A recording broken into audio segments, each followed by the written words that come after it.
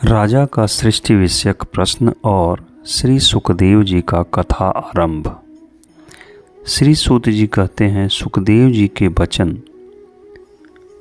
भगवत तत्व का निश्चय कराने वाले थे। उत्तरानंदन राजा परीक्षित ने उन्हें सुनकर अपनी शुद्ध बुद्धि भगवान श्री कृष्ण के चरणों में अनन्य भाव से समर्पित कर दिए। शरीर, पत्नी, पुत्र, महल, पशु, धन, भाई बंधु और निष्कंटक राज्य में नित्य के अभ्यास के कारण उनकी दृढ़ ममता हो गई थी। एक क्षण में ही उन्होंने उस ममता का त्याग कर दिया। शौनकादि ऋषियों महामनस्वी परीक्षित ने अपनी मृत्यु का निश्चित समय जान लिया था, इसलिए उन्होंने धर्म, अर्थ और काम से संबंध रखने वाले जितने भी कर्म थे उनका संन्यास कर दिया।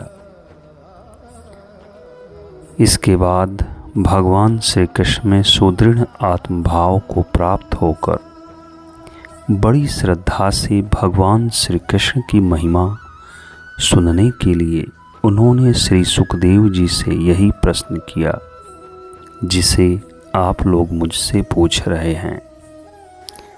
राजा परीक्षित जी ने पूछा, भगवत स्वरूप मुनिवर, आप परम पवित्र और सर्वज्ञ हैं। आपने जो कुछ कहा है वह सत्य एवं उचित है। आप ज्यों ज्यों भगवान की कथा कहते जा रहे हैं त्यों त्यों मेरे अज्ञान का पर्दा फटता जा रहा है। मैं आपसे फिर भी यह जानना चाहता हूँ कि भगवान अपनी माया से इस संसार को सृष्टि कैसे करते हैं। इस संसार की रचना तो इतनी रहस्यमयी है कि ब्रह्मा आदि समर्थ लोकपाल भी इसके समझने में भूल कर बैठते हैं। भगवान कैसे इस विश्व की रक्षा और फिर संहार करते हैं। अनंत शक्ति परमात्मा किन किन शक्तियों का आश्रय लेकर अपने आप को ही खिलौने बनाकर खेलते हैं। वे बच्चों के बनाए हुए घरौंदों की तरह ब्रह्मांडों को कैसे बनाते हैं और फिर किस प्रकार बात की बात में मिटा देते हैं। भगवान श्री हरि की लीलाएं बड़ी ही अद्भुत अचिंत्य हैं। इसमें संदेह नहीं कि बड़े बड़े विद्वानों के लिए भी उनकी लीला का रहस्य समझना अत्यंत कठिन प्रतीत होता है। भगवान तो अकेले ही हैं। वे बहुत से कर्म करने के लिए पुरुष रूप से प्रकृति के विभिन्न गुणों को एक साथ ही धारण करते हैं अथवा अनेकों अवतार ग्रहण करके उन्हें क्रमशः धारण करते हैं। मुनिवर, आप वेद और ब्रह्म तत्व दोनों के पूर्ण मर्मज्ञ हैं, इसलिए मेरे इस संदेह का निवारण कीजिए। जब राजा परीक्षित ने भगवान के गुणों का वर्णन करने के लिए उनसे इस प्रकार प्रार्थना की, तब श्री सुखदेव जी ने भगवान श्री कृष्ण का बार बार स्मरण करके श्री सुखदेव जी ने कहा, उन पुरुषोत्तम भगवान के चरण कमलों में मेरे कोटि कोटि प्रणाम हैं, जो संसार की उत्पत्ति, स्थिति और प्रलय की लीला करने के लिए सत्व, रज तथा तमो गुण रूप तीन शक्तियों को स्वीकार कर ब्रह्मा, विष्णु और शंकर का रूप धारण करते हैं, जो समस्त चर अचर प्राणियों के हृदय में अंतर्यामी रूप से विराजमान हैं, जिनका स्वरूप और उसकी उपलब्धि का मार्ग बुद्धि के विषय नहीं है, जो स्वयं अनंत हैं तथा जिनकी महिमा भी अनंत है। हम पुनः बार बार उनके चरणों में नमस्कार करते हैं, जो सत्पुरुषों का दुख मिटाकर उन्हें अपने प्रेम का दान करते हैं, दुष्टों की सांसारिक बढ़ती रोककर उन्हें मुक्ति देते हैं तथा जो लोग परमहंस आश्रम में स्थित हैं उन्हें उनकी भी अभिष्ट वस्तु का दान करते हैं, क्योंकि चर अचर समस्त प्राणी उन्हीं की मूर्ति है, इसलिए किसी से भी उनका पक्षपात नहीं है। जो बड़े ही भक्त वत्सल हैं और हठपूर्वक भक्तिहीन साधन करने वाले लोग, जिनकी छाया भी नहीं छू सकते, जिनके समान भी किसी का ऐश्वर्य नहीं है, फिर उससे अधिक तो हो ही कैसे सकता है। तथा ऐसे ऐश्वर्य से युक्त होकर जो निरंतर ब्रह्म स्वरूप अपने धाम में विहार करते रहते हैं, उन भगवान श्री कृष्ण को मैं बार बार नमस्कार करता हूँ। हरे कृष्ण जिनका कीर्तन, स्मरण, दर्शन, वंदन, श्रवण और पूजन जीवों के पापों को तत्काल नष्ट कर देता है,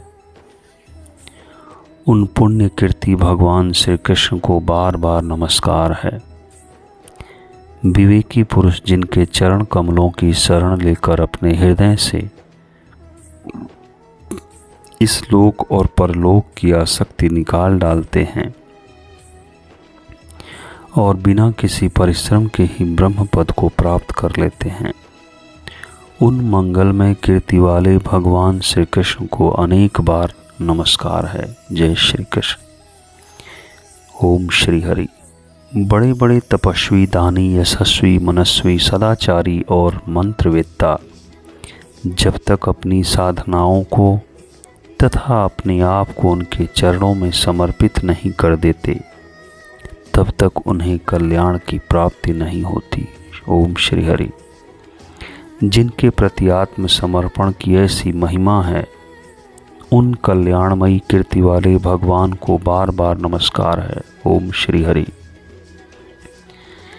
किरात, हूण, आंध्र, पुलिंद, पुलकस, आभीर, कंक, यवन और खस आदि नीच जातियां तथा दूसरे पापी जिनके शरणागत भक्तों की शरण ग्रहण करने से ही पवित्र हो जाते हैं, उन सर्वशक्तिमान भगवान को बार बार नमस्कार है। जय श्री कृष्ण। वे ही भगवान ज्ञानियों की आत्मा हैं, भक्तों के स्वामी हैं, कर्मकांडियों के लिए वेद मूर्ति हैं, धार्मिकों के लिए धर्म मूर्ति हैं और तपस्वियों के लिए तपः स्वरूप हैं। ब्रह्मा, शंकर आदि बड़े बड़े देवता भी अपने शुद्ध हृदय से उनके स्वरूप का चिंतन करते और आश्चर्यचकित होकर देखते रहते हैं। वे मुझ पर अपने अनुग्रह की प्रसाद की वर्षा करें। जय श्री कृष्ण। जो समस्त संपत्तियों की स्वामिनी लक्ष्मी देवी के पति हैं, समस्त यज्ञों के भोक्ता एवं फलदाता हैं, प्रजा के रक्षक हैं, सबके अंतर्यामी और समस्त लोकों के पालन करता है तथा पृथ्वी देवी के स्वामी हैं, जिन्होंने यदुवंश में प्रकट होकर अंधक, वृष्णि और यदुवंश के लोगों की रक्षा की है तथा जो उन लोगों के एकमात्र आश्रय रहे हैं, वे भक्त वत्सल संत जनों के सर्वस्व श्री कृष्ण मुझ पर प्रसन्न हो। जय श्री कृष्ण। विद्वान पुरुष जिनके चरण कमलों के चिंतन रूप समाधि से शुद्ध हुई बुद्धि के द्वारा आत्म तत्व का साक्षात्कार करते हैं तथा उनके दर्शन के अनंतर अपनी अपनी मति और रुचि के अनुसार जिनके स्वरूप का वर्णन करते रहते हैं, वे प्रेम और मुक्ति के लुटाने वाले भगवान श्री कृष्ण मुझ पर प्रसन्न हो। जय श्री कृष्ण। जिन्होंने सृष्टि के समय ब्रह्मा के हृदय में पूर्व कल्प की स्मृति जागृत करने के लिए ज्ञान की अधिशास्त्री देवी को प्रेरित किया और वे अपने अंगों के सहित वेद के रूप में उनके मुख से प्रकट हुई, वे ज्ञान के मूल कारण भगवान मुझ पर कृपा करें, मेरे हृदय में प्रकट हों। जय श्री कृष्ण। भगवान ही पंच महाभूतों से इन शरीरों का निर्माण करके इनमें जीव रूप से शयन करते हैं और 5 ज्ञानेंद्रिय, 5 कर्मेंद्रिय, 5 प्राण और 1 मन इन 16 कलाओं से युक्त होकर इनके द्वारा 16 विषयों का भोग करते हैं। वे सर्वभूतमय भगवान मेरी वाणी को अपने गुणों से अलंकृत कर दें। जय श्री कृष्ण। संत पुरुष जिनके मुख कमल से मकरंद के समान झरती हुई ज्ञानमयी सुधा का पान करते रहते हैं, उन वासुदेवावतार सर्वज्ञ भगवान व्यास के चरणों में मेरा बार बार नमस्कार है।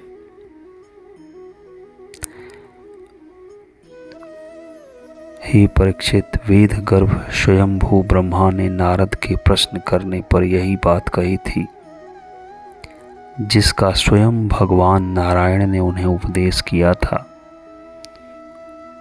वही मैं आपको बताने जा रहा हूँ। जय श्री कृष्ण। ओम नमो नारायण। ओम नमो भगवते वासुदेवाय। ओम श्री हरि। ओम श्री हरि।